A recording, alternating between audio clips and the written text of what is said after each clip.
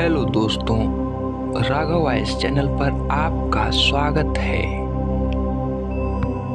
आज हम आपके सामने बुद्ध द्वारा बताया गया लेख लेकर उपस्थित हैं, जिसका शीर्षक है स्वस्थ शरीर पाने के लिए बौद्धिक कथा, पेट साफ करने के आयुर्वेदिक तरीके।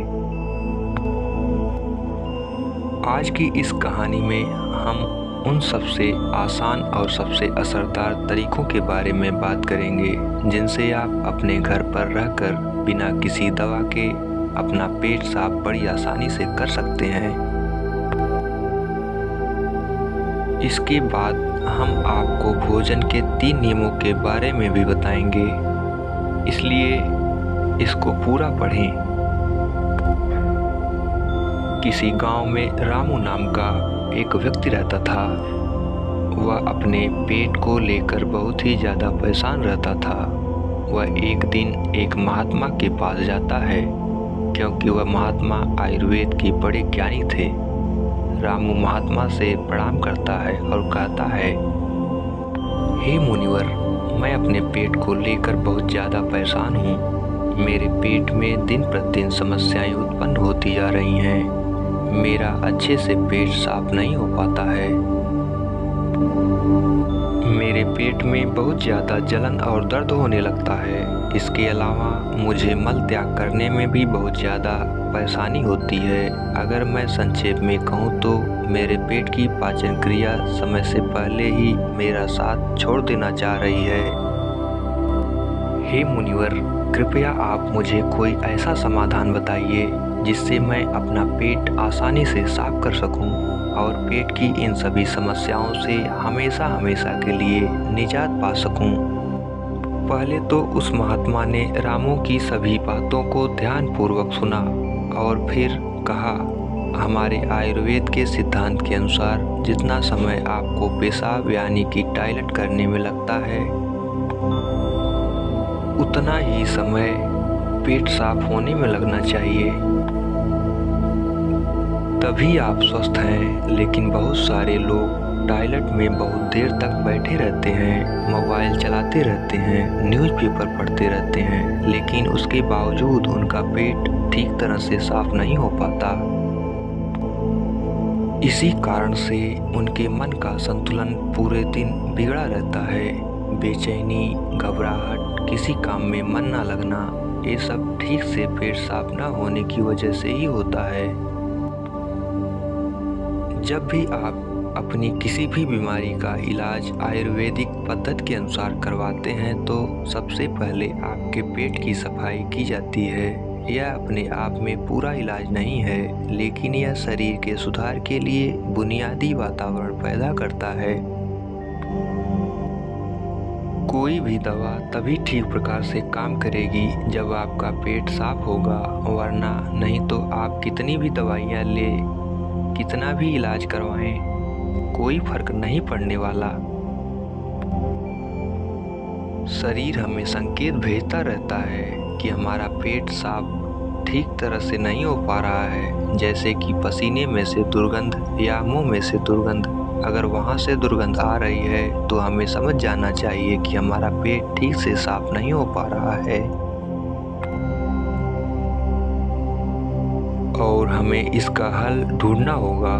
ठीक से नींद ना आना, मानसिक समस्याएं, ये सारी चीज़ें पेट साफ ना होने के कारण ही पैदा होती हैं। फिर रामू ने कहा कि महात्मन, हमें अपना पेट साफ कैसे करना है? महात्मा ने कहा, आज मैं आपको पेट साफ करने के लिए बहुत प्रभावी आयुर्वेदिक जड़ी बूटियों और तरीकों के बारे में बताऊंगा। ये जड़ी बूटियाँ आपको कब्ज से भी छुटकारा दिलाने में मदद करेंगी। महात्मा की इन्हीं बातों को सुनकर रामू बहुत ज़्यादा उत्साहित हो जाता है और कहता है, महात्मन, कृपया आप मुझे उन सभी तरीकों के बारे में जानकारी दो जिससे मैं अपना पेट हमेशा के लिए स्वस्थ और साफ रख सकूं। पेट साफ करने के आयुर्वेदिक तरीके। पहला तरीका। इसके बाद महात्मा पहला तरीका बताते हुए कहते हैं, सबसे पहले हमें ये समझना चाहिए कि आज के समय में हमारी दिनचर्या और हमारा खान पान पूरी तरह से बदल चुका है और उसी बदलाव की वजह से हमारे शरीर में नाना प्रकार की बीमारियां पैदा होती हैं और हमारा पेट भी ठीक से साफ नहीं हो पाता। उदाहरण के लिए आज के समय में ज़्यादातर लोग फ्रिज का पानी पीते हैं जो कि बहुत ठंडा होता है और जितना ठंडा पानी आप पिएंगे आपके पेट में जमा गंदगी उतनी ही सख्त होती जाएगी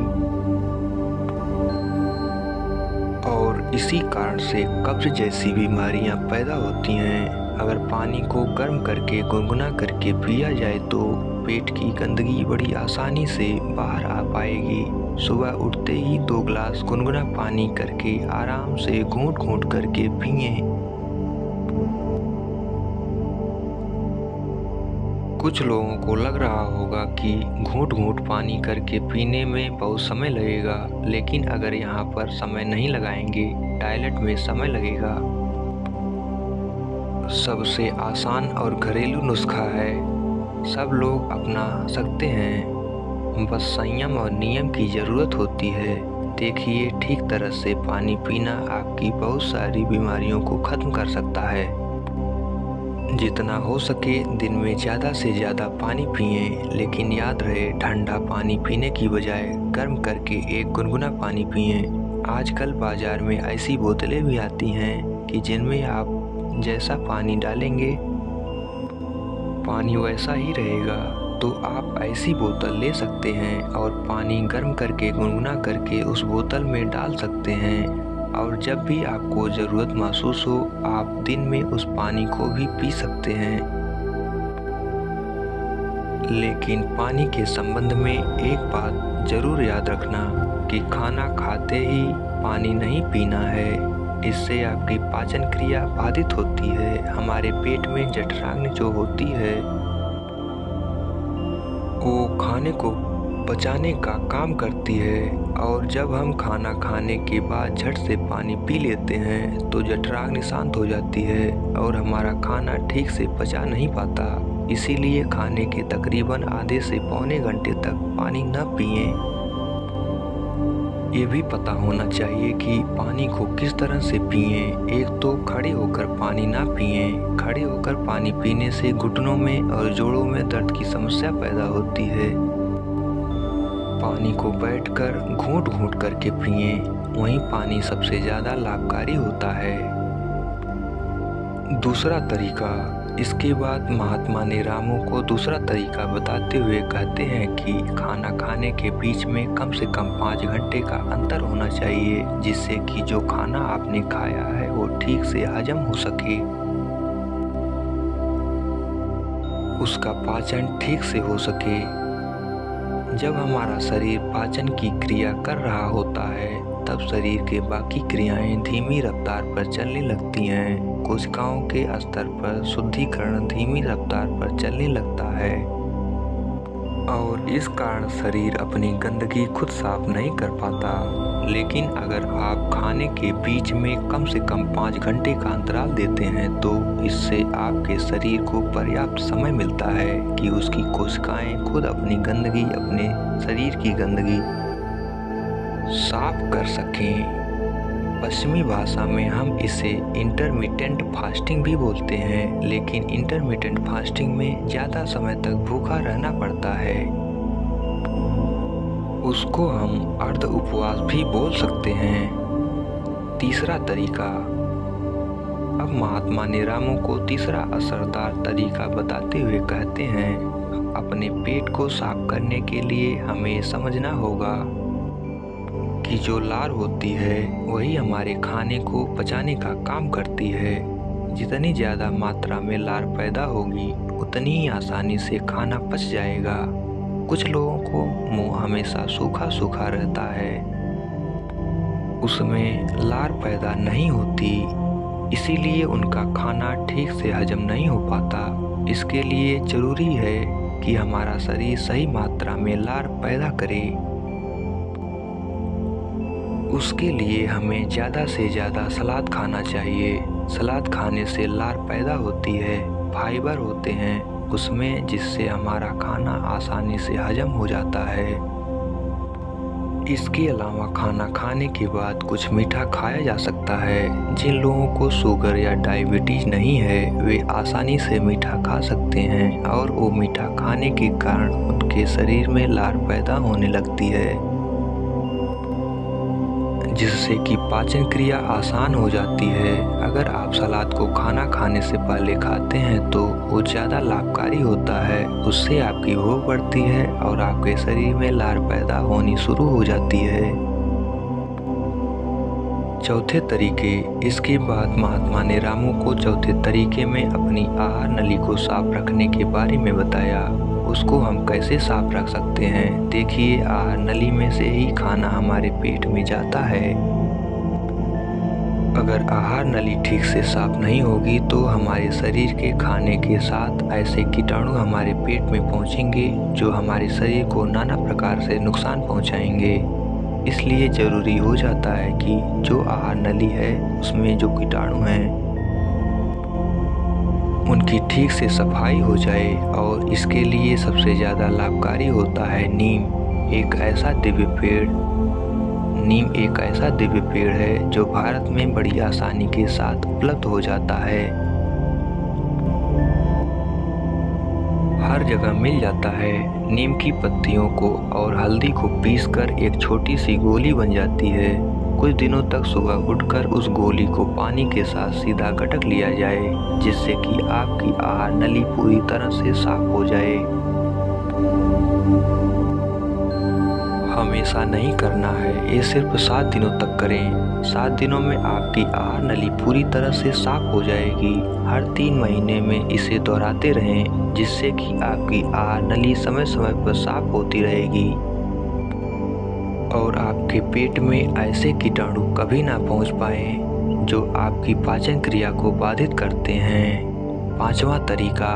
महात्मा ने 5वां और आखिरी तरीका बताते हुए कहा, रामू, यह तरीका उन लोगों के लिए है जिन्हें ज़्यादातर समय की कब्ज की समस्या रहती है। जिन लोगों को लंबे समय से कब्ज की समस्या है वो अरंडी के तेल का इस्तेमाल करें। रात में सोने से पहले 1 गिलास दूध के अंदर आधा चम्मच गुनगुना अरंडी का तेल मिलाएं और मिलाकर पिएं। 1 हफ्ता पीने के बाद पुरानी से पुरानी कब्ज भी ठीक हो जाएगी। ये अरंडी का तेल दूध में गुनगुना करके ही मिलाएं और सिर्फ आधा चम्मच मिलानी है। सोने से पहले पीना है। इससे क्या होगा, आपकी आंतों के पास एक चिकनाई की परत जम जाएगी, एक कवच बन जाएगा, जिसके कारण से आपके आंतों में खाना नहीं चिपकेगा। और खाना अगर आंत में नहीं चिपकेगा तो कब्ज की समस्या कभी नहीं होगी। देसी अरंडी का तेल लें। पैकिंग में जो तेल आता है वो अंग्रेजी होता है, वह उतना लाभकारी नहीं होता है।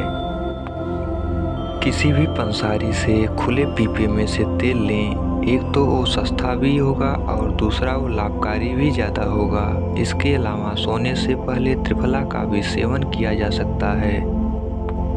आंवला, बहेड़ा और हरण, ये 3 ऐसे जादुई फल हैं जिनसे मिलकर त्रिफला बनता है। इन तीनों की अलग अलग खूबियां हैं, लेकिन अगर ये तीनों एक साथ मिला दिया जाए तो इनकी दिव्यता, इनके गुण और भी ज़्यादा बढ़ जाते हैं।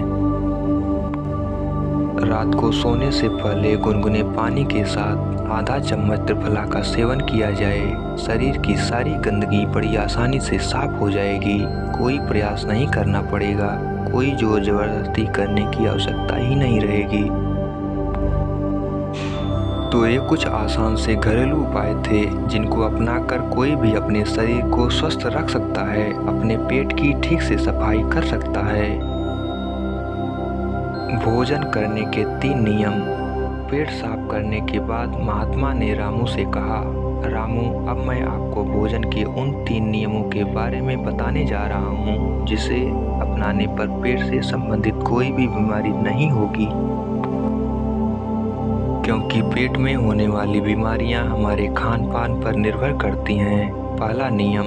महात्मा ने पहला नियम बताते हुए शुरू किया, अपने आहार में 40 से 50% सजीव भोजन शामिल करें। चाहे वह फल हो, हरी सब्जियां हों, सूखे मेवे हों, अंकुरित अनाज हो, कुल मिलाकर इसे पकाया नहीं जाना चाहिए। ज़्यादातर लोग मृत भोजन खाते हैं और फिर स्वस्थ रहने की उम्मीद करते हैं।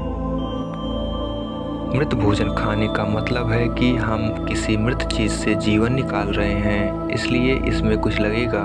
हमारे शरीर से ऊर्जा निकलती है तो यह हमें ऊर्जा देती है। भोजन को पचाने के लिए आवश्यक सभी पाचक रस न केवल शरीर में पाए जाते हैं बल्कि उस भोजन में भी पाए जाते हैं। लेकिन जब हम उस भोजन को पकाते हैं तो उसमें से बहुत से पाचक रस नष्ट हो जाते हैं, और जब हम बिना पाचक रसों के खाना खाते हैं तो हमारे शरीर को उन सभी पाचक रसों को दोबारा बनाना पड़ता है जो नष्ट हो गए हैं। लेकिन किसी व्यक्ति का पाचन तंत्र कितना भी अच्छा क्यों न हो, वह उन सभी पाचक रसों को दोबारा नहीं बना सकता जो नष्ट हो गए हैं। दूसरा नियम। रामू ने पूछा, महात्मन दूसरा नियम क्या है? महात्मा ने कहा, दूसरा नियम शुद्ध शाकाहारी भोजन खाएं। यानी जो भोजन पेड़ों से मिलता है, जानवरों से नहीं। मांस, मछली, अंडा न खाएं। प्रकृति ने हमारे शरीर को जानवरों को खाने के लिए नहीं बनाया है। तीसरे नियम। महात्मा ने तीसरे नियम बताया कि बासी भोजन या लंबे समय तक रखा हुआ भोजन नहीं करना चाहिए। 70वें अध्याय के 10वें श्लोक में भगवान श्री कृष्ण कहते हैं कि जो भोजन पकाया जाता है उसे पकाने के 3 घंटे के भीतर ही खा लेना चाहिए, क्योंकि 3 घंटे के बाद वह भोजन तामसिक हो जाता है और उसमें से जीवन समाप्त हो जाता है या समाप्त होने लगता है। इसीलिए भारतीय यौगिक संस्कृति में पका हुआ भोजन किया जाता है। 3 घंटे से ज़्यादा रखा तो खाया नहीं। हमारे पूर्वजों ने भी इसी नियम का पालन किया था, इसलिए खाना सीधे चूल्हे से उनकी थाली में आ जाता था। लेकिन आजकल ज़्यादातर लोग सुबह का खाना शाम को खाते हैं और रात का बचा हुआ खाना सुबह खाते हैं और कई बीमारियों को निमंत्रण देते हैं। महात्मा ने रामू को तीनों नियम बताने के बाद अपने ध्यान केंद्रित में लग गए और रामू ने महात्मा को प्रणाम किया और वहां से चला गया। तो दोस्तों, यदि आप भी इन 3 नियमों का पालन करोगे तो तुम्हारी बीमारी भी ठीक हो जाएगी और तुम भी ठीक हो जाओगे। ऐसी कहानी बनाने का सिर्फ एकमात्र मकसद है कि इंसान अपना इलाज खुद करना सीखे। पश्चिमी दवाएं एक तो काम बहुत कम करती हैं और काम कर भी जाती हैं तो वो शरीर में दूसरे नुकसान पहुंचाती हैं जिनका हमें पता ही नहीं होता। लेकिन हमारे आयुर्वेद में वाघभट्ट जी ने ऐसे बहुत सारे तरीके बताए हैं जिनसे घरेलू नुस्खे अपनाकर अपने शरीर को हमेशा हमेशा के लिए स्वस्थ रखा जा सकता है। तो फिर क्यों हम अंग्रेजी दवाओं की तरफ दौड़ रहे हैं? हमें अपनी सभ्यता, अपनी संस्कृति और अपने ज्ञान पर भरोसा करना चाहिए, उसे अपनाना चाहिए, उसके बारे में पूरी जानकारी लेनी चाहिए। हर घर में जिस तरह से धार्मिक पुस्तकें होती हैं उसी तरह से अष्टांग हृदयम जैसी किताबें भी होनी चाहिए जिनका रोज अध्ययन करना चाहिए, जिसमें शरीर के बारे में सारी जानकारी उपलब्ध होती है। पहले यह किताब संस्कृत में होती थी लेकिन अब उसका हिंदी अनुवाद भी आ चुका है, तो समझने में कोई ज़्यादा समस्या नहीं होगी। दोस्तों, कैसी लगी ये कहानी? आपको अगर अच्छी लगी, सहायक लगी तो अपने सगे संबंधियों के साथ इसको जरूर साझा करें।